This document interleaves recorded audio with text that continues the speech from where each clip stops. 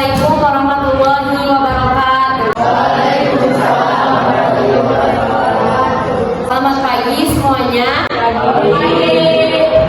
Di sini kami akan mempresentasikan hasil kerja kami dari novel Harimau-Harimau karya Mukhtar Lubis. Sebelumnya, izinkan kami memperkenalkan diri. Perkenalkan, nama saya Anissa Nurmelani sebagai moderator. Perkenalkan, saya Rahma Maulida Tusania sebagai pemateri 1. Perkenalkan, nama saya Sari Mustikawati sebagai pemateri 2. Oleh karena itu, mohon diperhatikan dan didengarkan materi yang pertama yang akan disampaikan oleh Rahma Maulida Tusania. Kepadanya saya persilakan. Saya akan menyampaikan unsur intrinsik yang terkandung dalam novel Harimau-Harimau karya Mukhtar Lubis. Yang pertama adalah tema. Tema utama dari novel tersebut adalah Harimau-Harimau. Novel ini mengisahkan masalah takhayul dan ilmu kebatinan yang berkembang pada masyarakat Indonesia. Namun di atas semua itu tetap ada Tuhan dengan segala kekuasaannya. Kemudian ada penokohan. Yang pertama adalah Haji Rahmat, yaitu seorang yang sombong tetapi sabar, seorang tua yang pernah tidak mempercayai Tuhan dan sesama manusia karena pernah dikhianati, didustai, dan ditipu orang-orang lain. Juga Tuhan tidak mengabulkan doanya. Yang kedua ada Wakatoh, yang memiliki sifat angkuh, pengecut, mementingkan diri sendiri, merupakan orang yang sangat angkuh, tidak mau mengakui segala kesalahannya. Yang ketiga ada Wak Hitam, yaitu seorang yang kejam dan keras kepala, yang memperlakukan Rubiah istri keempatnya dengan tidak semestinya hingga Rubiah merasakan adanya penderitaan. Kemudian ada Sultan, seorang yang keras kepala, tidak berprinsip, berkelakuan amoral, merupakan orang yang mudah mengikuti hawa nafsunya hingga ajal menjemputnya. Yang kelima ada Talib, seorang sopan dan mau mengakui kesalahan, namun dia masih sempat mengakui dosa-dosanya sebelum meninggal dunia. Yang keenam ada Buyung, yaitu seorang yang pemberani, jujur, baik, penurut, pemaaf, dan suka menolong. Dia tetap menolong orang lain walaupun membahayakan keselamatannya. Kemudian ada Pak Balang, yaitu seorang yang baik dan jujur, seorang tua yang baik dan pendiam. Dia badannya kurus akan tetapi kuat bekerja. Yang kedelapan ada Sanif, yaitu seorang yang sopan, periang, pemaaf, jujur akan kesalahan dirinya, mempunyai semangat memperbaiki diri. Seorang murid dari Wakatoh, dia telah bertobat dan berubah menjadi orang yang baik. Kesembilan ada Siti Rubiah, yaitu seorang perempuan yang baik, sabar, dan penurut, merupakan istri dari Wak Hitam. Dia dipaksa menikah dengan Wak Hitam oleh kedua orang tuanya. Selanjutnya adalah alur. Alur yang digunakan dalam novel Harimau-Harimau ini menggunakan alur maju. Hal ini dikarenakan cerita tersebut menceritakan kejadian dari awal sampai akhir tanpa adanya unsur kejadian di masa lampau. Kemudian dalam novel Harimau-Harimau ini menggunakan tiga latar, yaitu suasana, waktu, dan tempat. Latar suasananya yaitu menggambarkan suasana gembira dan menegangkan. Latar waktunya yaitu petang, malam hari, dan pagi hari. Sedangkan untuk latar tempatnya yaitu di hutan, di rumah Buyung, di kamar, di rumah wanita, dan di pinggir sungai. Selanjutnya adalah sudut pandang. Adapun sudut pandang yang digunakan dalam novel Harimau-Harimau adalah sudut pandang orang ketiga. Hal ini dikarenakan dalam kisahnya pengarang mengacu pada tokoh-tokoh cerita dan menggunakan kata ganti orang ketiga, yaitu ia, dia, atau menyebut nama tokoh. Kemudian ada gaya bahasa. Gaya bahasa yang terlihat dalam novel ini menggunakan bahasa figuratif. Bahasa figuratif pada novel Harimau-Harimau itu sendiri sangat dominan, meliputi pengajasan dan idiomatik. Selanjutnya adalah amanat. Amanat yang terkandung dalam novel Harimau-Harimau ini adalah janganlah mengganggu habitat hewan. Kalau tidak mau hewan tersebut menerkam kita. Janganlah terlalu percaya tahayul, karena kekuatan Tuhan jauh melebihi segalanya. Kemudian jika menghadapi suatu permasalahan, kita harus bersama-sama menyelesaikannya. Terima kasih kepada Rahma yang sudah menyampaikan hasil diskusi kami. Lanjut dengan materi yang kedua yang akan disampaikan oleh Sani. Saya persilakan. Langsung saja, materi yang kedua yaitu tentang unsur ekspresi. nilai moral. Pesan moral dalam novel ini adalah perkataan Pak Haji ketika hendak menembuskan atas traktirnya kepada Uing dan Sani. Kemanusiaan hanya dapat dibina dengan mencinta dan bukan dengan membenci. Orang yang membenci tidak saja hendak merusak manusia, dirinya sendiri. Halaman kutipan ini terdapat pada halaman 202.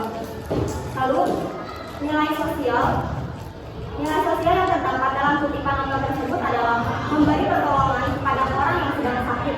Karena dalam kutipan diungkapkan Wak Katok dan teman-temannya memberi pertolongan kepada Pak Palang yang terluka, membersihkan, mengobati, dan membalutnya. Meminumkan obat yang mereka buat sendiri dapat dilihat dari kutipan berikut ini.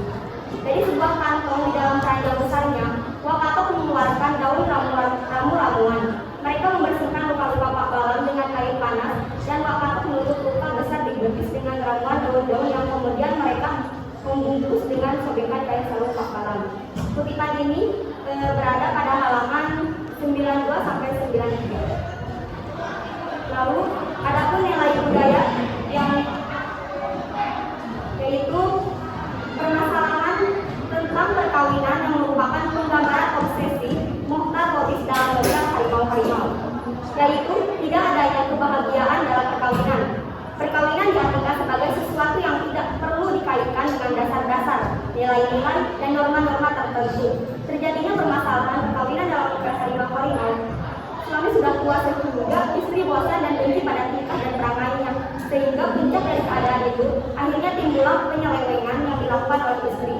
Adapun tokoh cerita yang mendukung permasalahan ini yaitu Siti Rubiah dengan Wak Hitam. Kedua tokoh ini tidak berbahagia dalam perkawinannya, terutama bagi Rubiah. Nilai ini terdapat pada kutipan Siti Rubiah banyak bercerita.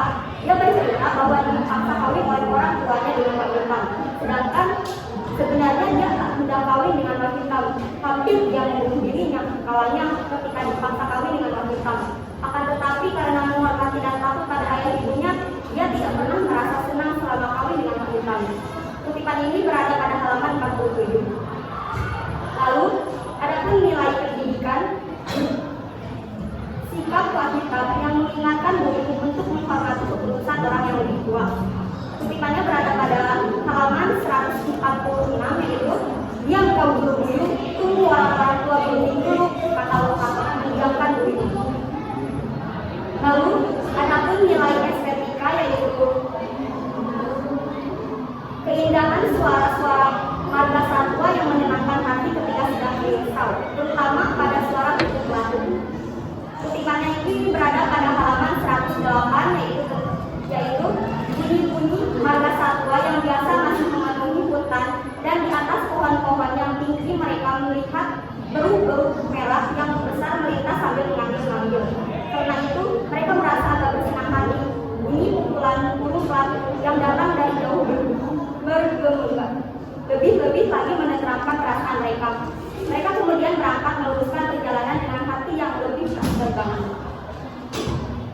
Lalu nilai religi yaitu nilai yang terungkap pada novel ini ketika menasehati orang-orang yang telah melakukan kejahatan dan permintaan maaf atas dosa-dosa, meminta maaf kepada Tuhan dengan cara bersujud selalu, mengakui kesalahan dan dosa-dosa yang dilakukan, berbicara dengan membuka mata dan memandang awan. Terdapat pada kutipan, kemudian Pak Balang membuka matanya dan melihat muka Wak Katok. Ketika pandangan mereka bertaut, Pak Balang berkata kepada Wak Katok, "Akuilah dosa-dosamu Wak Katok dan sujudlah kehadiran Tuhan. Mintalah ampun kepada Tuhan yang Maha Penyayang dan Maha Pengampun. Akuilah dosa-dosamu juga supaya kalian dapat selamat keluar dari luka ini, terjatuh dari bahaya yang dibawahnya. Biarlah aku yang jadi korban." Kutipan ini berada pada halaman 206.